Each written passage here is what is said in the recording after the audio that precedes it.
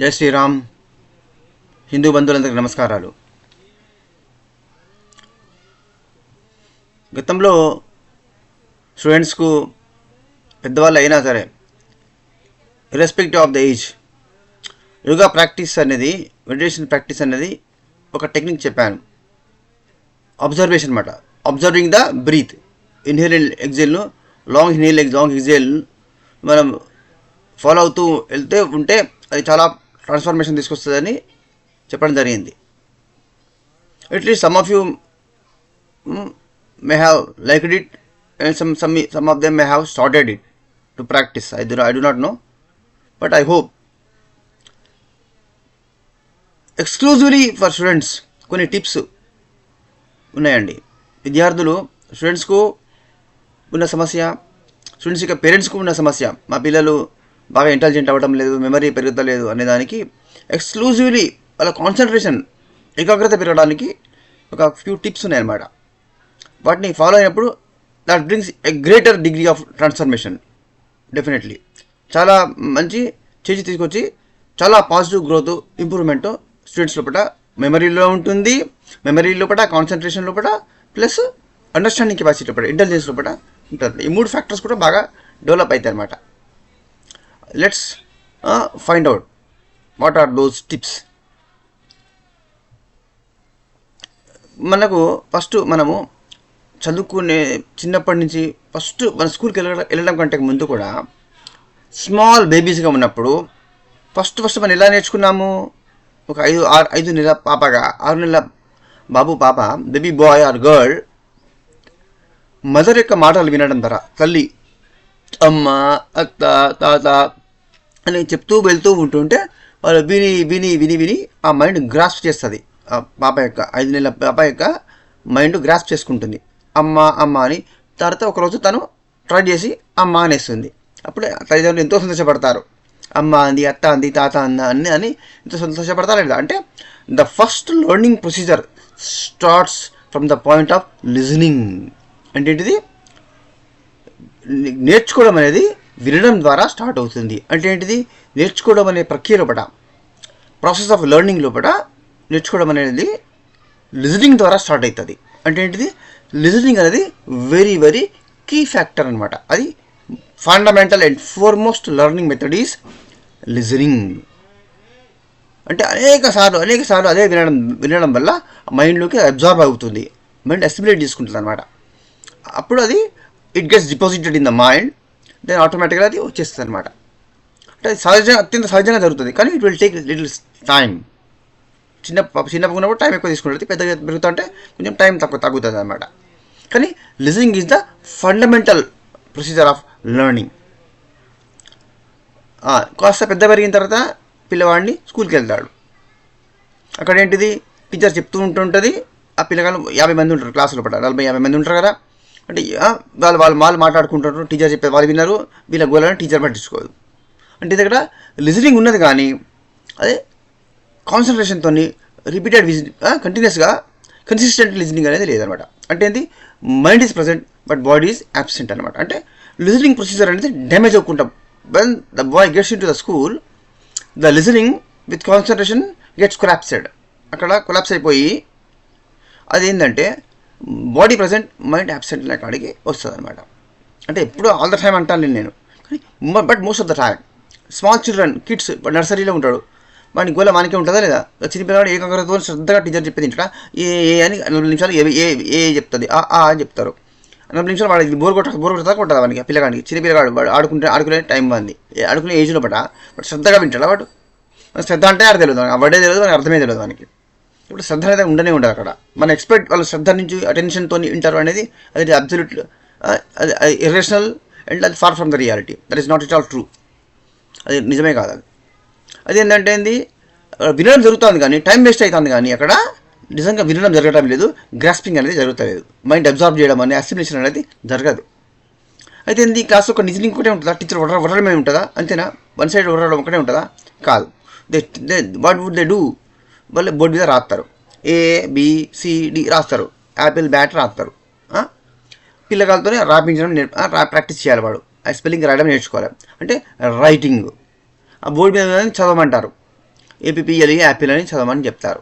వాడు రీడింగ్ చేయాలి. అంటే ఆ ఉన్న 45 నిమిషాలు ఆ క్లాస్ లోపల లిజనింగ్ టైం తగ్గి రీడింగ్ అండ్ రైటింగ్ టైము పెరుగుకుంటా పోతుంది.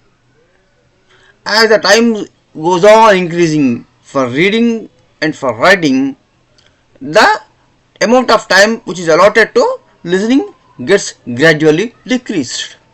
Please listen with concentration, attentively. That is very very important anamata, far more important. అంటే లిజనింగ్ తగ్గుతూ రైటింగ్ రీడింగ్ పెరుగుకుంటా పోతా ఉంటుంది. అది దీనికి పర్సంటేజ్ ఆఫ్ టైం పెరుగుతూ ఉంటే దాని యొక్క లిజనింగ్ టైంకు టైం అలాట్మెంట్ అనేది తగ్గిపోతూ ఉంటుంది అనమాట. మరి అక్కడ కాన్సన్ట్రేషన్ ఉంటుంది, డివియేషన్ బాగుంటుంది. ఎందుకంటే క్లాసులో 40-50 మంది ఉంటారు కదా. 10th క్లాస్ పోయిననుకో, ఇంటర్మీడియట్ పోయిననుకో 50 మంది ఉంటారు, 60 మంది కూడా ఉంటారు. వాడు పెద్ద కాలేజీలలో పెద్ద వేరే కాలేజీలో ఏం చేస్తారు, వాడు 55-60 మంది ఉంటాడు క్లాసులో. 45 నిమిషాలు క్లాస్ ఉంటుంది ఫిజిక్స్, 45 నిమిషాలు మ్యాథ్స్ కెమిస్ట్రీ ఉంటుంది. 45 నిమిషాలు లెక్చరర్ మాట్లాడుతుంటాడు, క్లాస్లోనేమో 55 పిల్లగాళ్ళు ఉంటారు. అంటే మనిషికి యావరేజ్ ఒక నిమిషం కూడా పడతలేదు, వానికి 1 minute కూడా కేటాయించలేడు అనమాట. క్లాసులో 45 నిమిషాలు ఉంటాయి, స్టూడెంట్స్ 55-60 మంది ఉంటారు.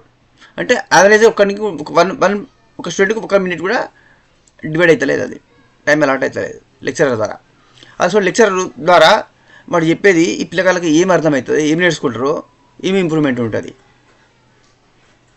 అంటే చూడండి, అసలు ఒక క్లాసులో 40-50 మంది పెట్టుడే కంప్లీట్ అది రాంగ్ అంటే రాంగ్ అనమాట. కమర్షియల్ అయిపోయింది కాబట్టి బిజినెస్ కాబట్టి నడుస్తుంది అట్లా. ఒక క్లాసులో 10 మంది కన్నా ఎక్కువ ఉండనే ఉండదు. ఇక మరి అంతమంది అంటే అంతమంది అన్ని కాలేజీలు స్కూల్ పెట్టలేము కాబట్టి 15 మంది 20 మంది దాటిండ్రంటే అది వేస్ట్. ఆ స్కూల్ అది సిస్టమే వేస్ట్, అది పనికిరాని స్కూలు, అది పనికిరాని కాలేజు. ఆ టైం వేస్ట్ అనమాట. అది అబ్సల్యూట్లీ అది ప్రపంచంలో ఏ సైకాలజిస్ట్ కూడా దాన్ని యాక్సెప్ట్ చేయడు, ఎవరు ఒప్పుకోరు దాన్ని. అది అసలు ఇంప్రాక్టికల్, అది that is very completely wrong method అనమాట. అది మెథడాలజీ కానే కాదు అది. సరే ఆయన చెప్తాడు, వీళ్ళు ఏదో రాసుకుంటారు, స్టడీ మాన్యువల్ ఎట్లా గైడ్లు ఉంటాయి, స్టడీ మెటీరియల్ ఉంటుంది కదా, ఫిజిక్స్ కెమిస్ట్రీ అన్నిటికీ గైడ్లు ఉంటాయి, స్టడీ మెటీరియల్ ఉంటుంది. అవి చదువుకుంటూ పోవాలి. మనకి ఎట్లాగో వాడు చెప్పే కాన్సెప్ట్ అర్థం కాదు, వీడు అది బాగా చెప్తాడు. చెప్తాడు అర్థం కాలేదు, కాన్సెప్ట్ అర్థం కాలేదు, వీడికి ఏం కాలేదు, చలకెక్కలేదు, అది అండర్స్టాండే కాలే. ఇప్పుడు బహాట్ చేయడానికి మొదలు పెడతాడు. అది ఒక పేజీ ఆన్సర్ ఉంటుంది, అది బహాట్ చెప్తూనే ఉంటాడు. అది 40 నిమిషాలు చెప్తే ఒక ఆన్సర్ రాదు, ఒక ఆన్సర్ కూడా బహాట్ కాదు. కాన్సన్ట్రేషన్ ఉండదు ఆడ, మైండ్ దాని కాన్సన్ట్రేట్ కాదు. ఫస్ట్ అది కాన్సెప్ట్ అర్థం కాలే. ఒక విషయాన్ని అర్థం చేసుకున్నప్పుడు మైండ్ దాని మీద ఇంట్రెస్ట్ కోల్పోతుంది, ఇంట్రెస్ట్ పెట్టదు. అది మన వెనకట మన పెద్దలు చెప్పినారు, అర్థం లేని చదువు వ్యర్థం అని. నీకు అర్థమే కానప్పుడు అది నువ్వు ఏం తెలుసుకుంటేంది, అది ఏం విషయం మాట్లాడుతుంది, అది చదువుతుంది, అది ఏదైనా వేస్టే కదా. అర్థమే ప్రతిదానికి అర్థం ఉంటుంది కదా, అర్థమే లేనిది ఈ పనైనా వేస్టే కదా. అర్థం లేని చదువు వ్యర్థం అనే సామెత. అంటే ఇక్కడ ఏంది మగ్గింగ్ అనమాట. అంటే ఇది బైహార్ట్ చేయాలి, దాన్ని జ్ఞాపకం చేయడానికి ట్రై చేస్తూనే పోవాలన్నమాట. అయితే ఇట్లా చేసుకుంటూ పోతా అంటే బర్డన్ ఎక్కువ అవుతా ఉంటుంది, మైండ్ మీద బర్డన్ ఎక్కువ అవుతా అంటే బ్రెయిన్ కూడా ఓవర్లోడ్ అవుతూ ఉంటుంది, స్ట్రెస్ ఎక్కువ అవుతూ ఉంటుంది. స్ట్రెస్ పెరుగుతూ అంటే కాన్సన్ట్రేషన్ తగ్గుతూ ఉంటుంది, కాన్సన్ట్రేషన్ తగ్గుతూ అంటే మెమరీ తగ్గుతూ ఉంటుంది. క్యుములేటివ్ ఎఫెక్ట్ లాగా ఉంటుంది, ఇది చైన్ రియాక్షన్ లాగా కెమిస్ట్రీ లోపల. మొత్తం అదేంది కాన్సన్ట్రేషన్ తగ్గుతూ ఉంటుంది, మెమరీ జ్ఞాపకం శక్తి తగ్గుతూ ఉంటుంది. ఇంత దినా వస్తుంది, మెమరీ లేదని బాధపడతారు పిల్లగాళ్ళు. పేరెంట్స్ కూడా బాధపడతారు, ఇంత ఫీజు కట్టాము, సంవత్సరానికి 50,000 తీసుకున్నాడు వాడు, ఇంటర్మీడియట్ ఫస్ట్ ఇయర్కి 50,000. ఇక మళ్ళీ సాయంత్రం దాని స్పెషల్ క్లాసులని లేదా లెక్చర్ ట్యూషన్ పెడితే మళ్ళీ దానికి ఎక్స్ట్రా ఫీజులని, రెసిడెన్షియల్ అయితే ఇంకా ఎక్స్ట్రా ఫీజులు, రెసిడెన్షియల్ కాలేజీ అయితే ఉంటే ఇట్లా ఇంత డబ్బు తగలేసినా కూడా సరిగ్గా అవుతలేదు అని బాధపడతారు. పిల్లగాళ్ళు ఏం చేస్తారు, వాడి చేతిలో ఏముంది, వాడి పాపం వాడు ఏం చేస్తారు, వాడైనా మందా అది ఇంజక్షన్ చేసుకుంటే ట్యాబ్లెట్ వేసుకుంటే ఎక్కుతుందా, కాదు కదా. మైండ్ అనేది నాన్ ఫిజికల్ ఎంటిటీ, బాడీ ఏదో ఫిజికల్ బాడీ, మైండ్ ఏమో నాన్ ఫిజికల్. వాడు ఎట్లా చేయాలి, దాని డైనమిక్సే అర్థం కాదు. ఆ మెమరీ ఎట్లా ఇంప్రూవ్ అవుతుంది, ఇంటెలిజెన్స్ ఎట్లా ఇంప్రూవ్ అవుతుంది, వాడు అండర్స్టాండింగ్ ఎట్లా అవుతుంది, మన చేతిలో లేదు కదా. లెక్చర్కే తెలిస్తే లెక్చర్ ఎట్లా ప్రతి ఒక్కరిని ఇంటెలిజెంట్ చేయగలుగుతాడు, లెక్చర్ చేతిలో ఉంటుందా? ఈ ప్రపంచంలో ఏ టీచరు, ఏ లెక్చరరు నేను స్టూడెంట్స్ను వీళ్ళని 100% ఇంటెలిజెంట్ చేస్తా అనేటువంటి ఉన్నాడా? అది పాసిబుల్ అవుతుంది, అది ప్రాక్టికల్గా అది మనిషి చేతులు ఉన్నది అది లేదు. వాళ్ళకి చెప్తే కదా ఫస్ట్, వాళ్ళకే తెలియదు ఎట్లా దాని మెకానిజం ఏంది అనేది. మైండ్ యొక్క ఇంట్రికసీస్, దాని యొక్క మెకానిజము, దాని యొక్క డైనమిక్స్ తెలుసా? ఒక యోగిలకు మాత్రమే తెలుస్తుంది. యోగా సైన్స్ అది. సరే స్టూడెంట్స్కు రాదు, వాడు ఎందుకు ట్రై చేస్తాడంటే పాపం ఫెయిల్ అవుతా అంటాడు. అందుకని ఏం చేయాలి, ఒక క్లాస్లో 50 మంది ఉంటే 10 చిన్న మినీ గ్రూప్స్ చేయాలి. 5గురికి ఒక గ్రూప్, 5గురికి ఒక 10 గ్రూపులు చేయాలి ఒక క్లాసులో. అంటే వాళ్ళు ఏంటంటే వాళ్ళకు 10 పాయింట్స్, ఒక క్లాస్, ఒక ఫిజిక్స్లో, కెమిస్ట్రీలో ఒక పాఠం లెక్చరరు ఒక కాన్సెప్ట్ తీసుకున్నాడు. దాన్ని ఒక 1 లెసన్ను దాన్ని 4 ముక్కలు చేయాలి, 4 డివిజన్స్ చేయాలి. చేసి ఇది ఇంట్రోడక్టరీ పార్ట్, ఇది మెయిన్ కాంటెంట్, దీని యొక్క యూజెస్ లేదా అడ్వాంటేజెస్ లేదా డిసడ్వాంటేజెస్ అని 4 పీసులు చేయాలి దాన్ని, ఒక పాఠాన్ని. అంటే లెక్చర్కు దాని పూర్తి గ్రిప్ ఉండాలి దాని మీద, ఆ టాపిక్ మీద. అప్పుడు 4 పీసులు చేసినుకో, ఒక పీసును 5 పిల్లగాళ్ళకి ఇస్తాడు. ఇచ్చి వాళ్ళు డిస్కషన్ చెప్తారు వాళ్ళు. ఇది దీంతో ఇది ఇంట్రొడక్షన్, దీంతో ఇది ప్లస్ పాయింట్ ఉన్నది అని వీడి చెప్తాడు. పక్కన ఫ్రెండ్ ఆ డిసడ్వాంటేజ్ చెప్తాడు. ఇట్లా వీళ్ళు ఒకరికొకరు చర్చించుకుంటారు, డిస్కషన్ చేసుకుంటారు. సినిమాలో సినిమా ఎట్లా మాట్లాడుకుంటారు, సినిమా ముచ్చట, వాడు వీడు కొట్టిండు, వాడిని తన్నిండు, ఆ హీరో కిడ్నాప్ చేసిండు, వీళ్ళని పట్టుకపోయిండు, వాడు హీరో వాడిని పట్టుకొని వాడిని కొట్టి మళ్ళీ హీరోని పట్టుకొచ్చిండు అని ఇట్లా చెప్తారా లేదా? ఇట్లా డిస్కషన్ చేస్తారు. When you get to discussion, interaction జరుగుతుంది అక్కడ. డిస్కషన్ జరిగినప్పుడు ఏమవుతుంది, mind will listen to the next. వాడిని పక్కవాడు ఏం చెప్తాడో వీడు వింటాడు కదా.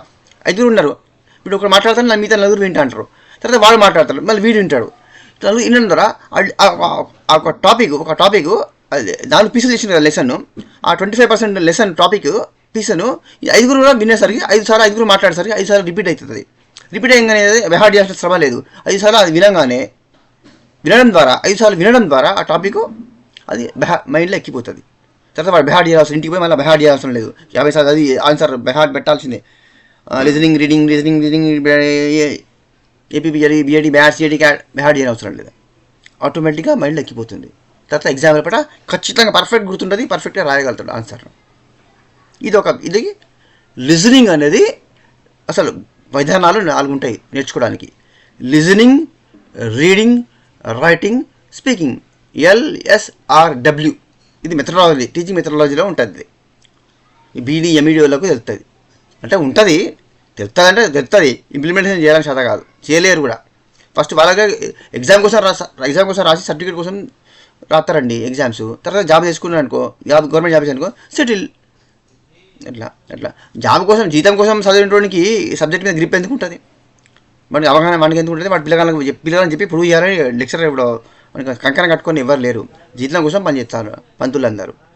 పంతులమ్మలైనా కూడా జీతాల కోసం పనిచేస్తారు.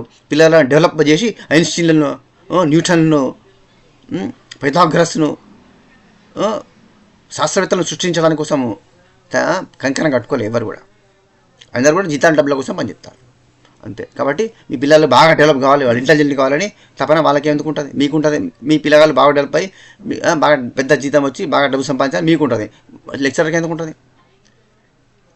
LSRW, listening, reading, writing, speaking. ఈ 4 లోపల హైయెస్ట్ లిజనింగ్ ద్వారానే 90% ఒక విద్యార్థి నేర్చుకోగలుగుతాడు. అంటే 90% కాన్సన్ట్రేషన్ దేని మీద ఉండాలి? లిజనింగ్ మీద ఉండాలి. మిగతా 10% లోపల రీడింగ్, రైటింగ్, స్పీకింగ్ సరిపోతుంది. 90% లిజనింగ్ మీదనే ఉంటుంది.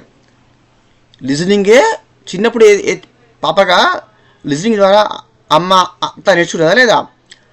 అదే నీ చదువు అయిపోయిన తర్వాత దాని మీదే కాన్సన్ట్రేషన్ చేయాలి. అది పట్టుకోవాలి, లిజనింగ్ పట్టుకోవాలి. అది పట్టుకుంటే జీనియస్ అవుతాడు. టోటల్ బుక్ మైండ్లోకి ఎక్కిపోతుంది. ఒక లెసన్ ఆన్సర్స్ కాదు, టోటల్ బుక్ ఇంపార్టెంట్ క్వశ్చన్ పెట్టియండి సార్, అవి చదువుకుంటా ఎగ్జామ్లో ఏమొస్తాయో గెస్ట్ చేసి, అది కాదు. టోటల్ బుక్కే మైండ్లోకి ఎక్కిపోతుంది. ఇంకా ఇంటికాడ ఏం చేయాలి? ఇది అనులోమ విలోమ అనే ప్రాణాయామం ఉన్నదా లేదా? బాబా రామ్దేవ్ గారు చెప్పారు. ఇది ఇట్లా పెట్టుకొని తీసుకోవాలి, మళ్ళీ దీన్ని వదిలేయాలి అని చేయాలి. అంటే ఒకసారి రైట్ నాస్ట్రిల్తోని బ్రీతింగ్ తీసుకోవాలి, తర్వాత లెఫ్ట్ నాస్ట్రిల్తోని మనము వదిలేయాలి. తర్వాత మళ్ళీ ఏం చేయాలి, మళ్ళీ బ్రీతింగ్ తీసుకోవాలి ఒక నాస్ట్రిల్తో, మళ్ళీ క్లోజ్ చేసి మళ్ళీ ఈ నాస్ట్రిల్తో వదిలేయాలి, మళ్ళీ ఇదే నాస్ట్రిల్తో తీసుకోవాలి, మళ్ళీ పట్టుకొని మళ్ళీ ఇటు వదిలేయాలి. ఇది చేయాలి. లేకపోతుంటే ఇది కొంచెం చికాకుగా ఉందనుకోండి, ఇంకా ఈజీ ఏంటిది, ఇదారు చెప్పిన మీకు, slowly long inhale long exhale 10 minutes చేయాలి. ఇది ఒక్కటి చేస్తే చాలు. లాంగ్ ఇన్హేల్ లాంగ్ ఎక్సేల్ చేయాలి. ఇంకా చదువుకునే సమయంలో విద్యార్థులు ఫాలో అవ్వాల్సినటువంటి మంచి బెస్ట్ క్లూ ఏంటిదంటే, ఇప్పుడు ఏ రూమ్లో చదువుతారో ఇంటికాడ రోజు అదే రూమ్లో చదవాలి. రోజు రూమ్ మార్చద్దు, ప్లేస్ని మార్చద్దు. ఒకటే ప్లేస్లో కుర్చీ వేసుకొని టేబుల్ పెట్టుకోవాలి. ట్యూబ్లైట్ బంద్ చేయాలి. క్లాస్లో రూమ్లో ఉన్నట్టు ట్యూబ్లైట్ మొత్తం బంద్ చేసి తన టేబుల్ వరకు, తన చదువుకునే బుక్స్ వరకు ఒక పెద్ద టేబుల్ లైట్ పెట్టుకోవాలి. ఎందుకు, ఇప్పుడు థియేటర్లో సినిమా చూసేటప్పుడు థియేటర్ మొత్తం లైట్స్ ఆఫ్ చేస్తారా లేదా, ఒక స్క్రీన్ మీద మాత్రమే లైట్ ఉంటుంది, ఫోకస్ ఉంటుంది. అంటే ఏంది, నీ చుట్టూ చీకటి ఉన్నప్పుడు వెళ్తురు ఎక్కడ ఉందో నీ మైండ్ వెళ్తున్నదికే పోతుంది. అర్థమైందా? అంటే నీ పుస్తకాల ముందు లైట్ ఉంటే నీ మైండ్ మొత్తం ఆ లైట్ మీదకే పోతుంది, పుస్తకాల మీదకే పోతుంది. అంటే నీ మైండ్ ఆటోమేటిక్గా లైట్తో పంపించినప్పుడు, లైట్ ద్వారా పంపించినప్పుడు లైట్ నీ మైండ్ని క్యారీ చేసి బుక్స్ దిక్కు తీసుకుపోతుంది. మీతో చుట్టూ చీకటి ఉండాలి. ఇంకొక టిప్ ఏంటిది, మంచి అగరబత్తులు, మంచి సువాసన వచ్చే అగరబత్తులు దూరం పెట్టుకోవాలి. దగ్గర పెట్టుకుంటే పొగ పీల్చుకొని దగ్గు వస్తుంది కాబట్టి కాస్త దూరం పెట్టుకొని స్మెల్ మాత్రం పీల్చుకుంటూ ఉండాలి. ఎప్పుడైతే స్మెల్ బాగా ఇక మంచి సువాసన వస్తుంటుందో ముక్కు ఆ వాసన పీల్చుకొని మైండ్ డ్రా అవుతుంది, మైండ్ అటెన్షన్ డ్రా చేస్తుంది. మెల్లగా అటెన్షన్ డ్రా చేస్తుంది, మైండ్ డ్రా చేసుకుంటూ పోతుంది, మైండ్ డ్రా అవుతుంది అనమాట. తీసుకో అప్పుడు ఆ మైండ్ లైట్ ద్వారా క్యారీ అయ్యి నీ బుక్స్ వైపు, ఆ లైట్ వైపు పోతుంది. బుక్స్ లైట్ ముందర ఏమన్నా బుక్స్ ఉన్నాయి కాబట్టి బుక్స్ దగ్గర నీ కాన్సన్ట్రేషన్ తీసుకుపోతుంది, మైండ్ తీసుకుపోతుంది. అప్పుడు చదివితే అత్యద్భుతంగా అర్థమవుతుంది, జ్ఞాపక శక్తి పెరుగుతుంది. జ్ఞాపక శక్తి పెరగడానికి ఏంటిది, 3 టిప్స్ చెప్పాను ఇప్పుడు. Long inhale long exhale. ఇంకొకటి ఏంటిది, రూమ్ మొత్తం లోపల లైట్స్ ఆఫ్ చేసి కేవలము నీ బుక్స్ దగ్గర టేబుల్ లైట్ మాత్రమే పెట్టుకొని బుక్స్ మీద దగ్గర పెట్టుకొని చదువుకోవాలి. Second tip. థర్డ్ టిప్ ఏంటిదంటే, should have a very beautiful aroma, మంచి ఫ్రాగ్రెన్స్, మంచి సువాసన వచ్చే ఇన్సెన్స్ స్టిక్స్ కాస్త దూరంలో ఒక మంచి అగరబత్తులు పెట్టుకొని ఆ వాసన పీలుస్తూ తర్వాత మెల్లిగా ఆ వాసన వస్తుంటుంది అన్నమాట. మైండ్ డ్రా అవుతుంది, అటెన్షన్ డ్రా అవుతుంది. అప్పుడు దాని కాన్సన్ట్రేషన్ బుక్స్ మీద పోతుంది. అప్పుడు అత్యద్భుతంగా చదవగలుగుతారు. ఇలా మీరు ఒకరోజు చేసి రాలే అని అనకండి, ఇట్లా చేసుకుంటూ పోండి. ఒక నెల రోజుల తర్వాత మీరు గొప్ప మార్పు వస్తుంది. ఒక 6 నెలల లోపల మీరు very very intelligent, memory power అనేది అత్యద్భుతంగా ప్రతి స్టూడెంట్ లోపల పెరుగుతుంది.